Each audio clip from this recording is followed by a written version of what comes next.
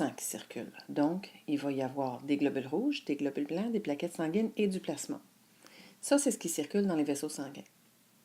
À l'extérieur des vaisseaux sanguins, ici, on remarque des masses de cellules. Ça pourrait être n'importe quel organe, un muscle, n'importe quel organe de notre corps. Et le petit vaisseau en vert ici, c'est ce qu'on appelle un vaisseau lymphatique. Alors, je vous explique la circulation des fluides dans le corps, dans le fond. Quand le sang arrive dans les capillaires sanguins, c'est là que les échanges vont se faire. C'est-à-dire que le sang qui arrive dans les capillaires est riche en oxygène, en nutriments, en hormones et toutes sortes de substances. Très concentré. Et ce qui va arriver, c'est que rendu dans les capillaires, ces substances-là doivent être apportées aux cellules. Donc, ça doit sortir des capillaires pour aller jusqu'aux cellules. Ce qui peut sortir des capillaires sanguins, c'est deux choses. Le plasma et les globules blancs, qui sont capables de sortir des capillaires sanguins. Parce que dans les parois des capillaires, il y a des petits interstices, c'est poreux, il y a des ouvertures minuscules par lesquelles les substances peuvent entrer et sortir, puis ces substances-là étant dissoutes dans le plasma, mais quand le plasma sort, mais ça transporte les substances incluses.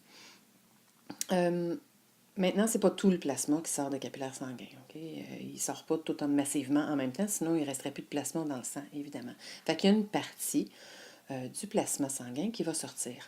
Une fois qu'il est à l'extérieur des capillaires sanguins, on n'appelle plus ça du plasma, on appelle ça du liquide intercellulaire ou du liquide interstitiel. Ce sont des synonymes. Ce liquide-là va donc se promener entre les cellules, va circuler entre les cellules, et les cellules vont pouvoir absorber par diffusion toutes les substances dont elles ont besoin. La diffusion, c'est un phénomène passif, ça se fait tout seul. Les molécules vont naturellement diffuser d'un endroit de forte concentration vers un endroit de plus faible concentration.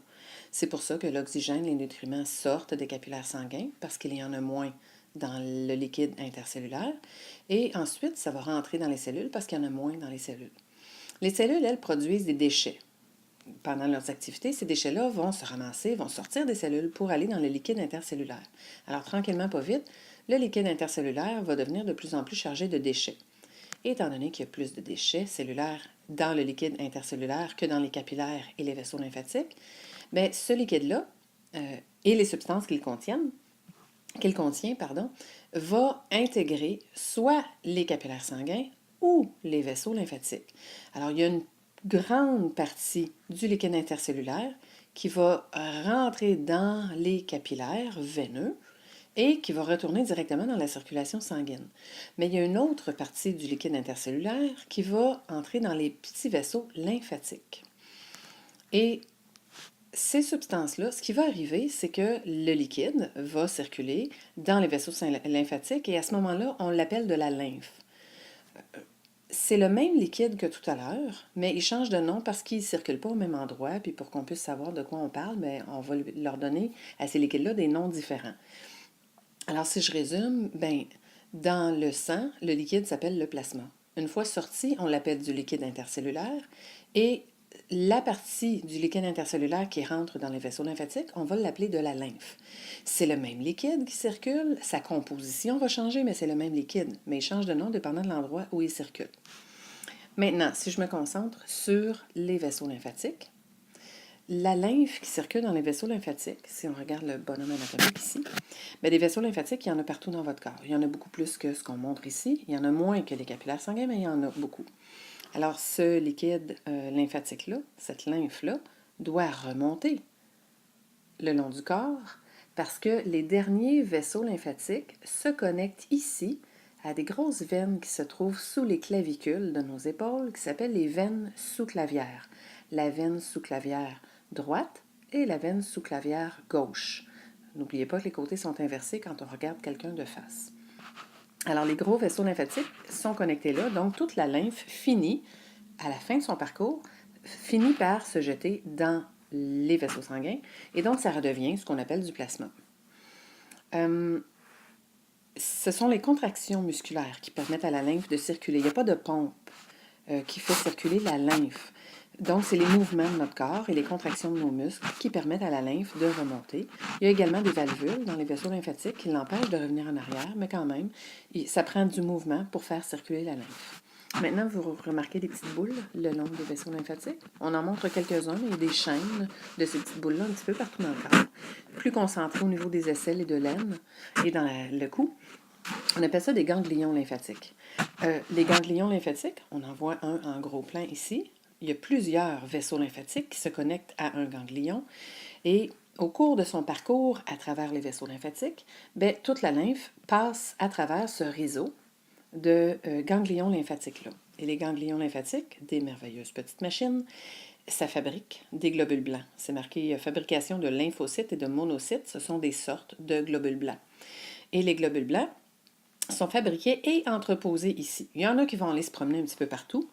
Dans le corps, ça peut sortir, entrer par un phénomène qu'on appelle la diapédèse. Ça peut traverser, entrer dans les vaisseaux lymphatiques, sortir des vaisseaux lymphatiques. Ça peut entrer dans les capillaires, sortir des capillaires, se promener entre les cellules. Bref, ça peut déformer sa membrane et se promener un petit peu partout. Alors, la lymphe, elle, quand elle va traverser les ganglions lymphatiques, elle va se faire filtrer. C'est pas une filtration comme par exemple quand on filtre du café, mais c'est une filtration dans le sens où les virus ou les bactéries qui peuvent être contenus dans la lymphe vont être massivement attaqués par les globules blancs qui sont entreposés dans les ganglions. Donc, ça sert à filtrer les microbes qu'on peut retrouver dans la lymphe. Ici, on retrouve une grosse glande qui fait partie aussi du système lymphatique qu'on appelle le thymus. C'est une glande où sont fabriqués beaucoup de globules blancs.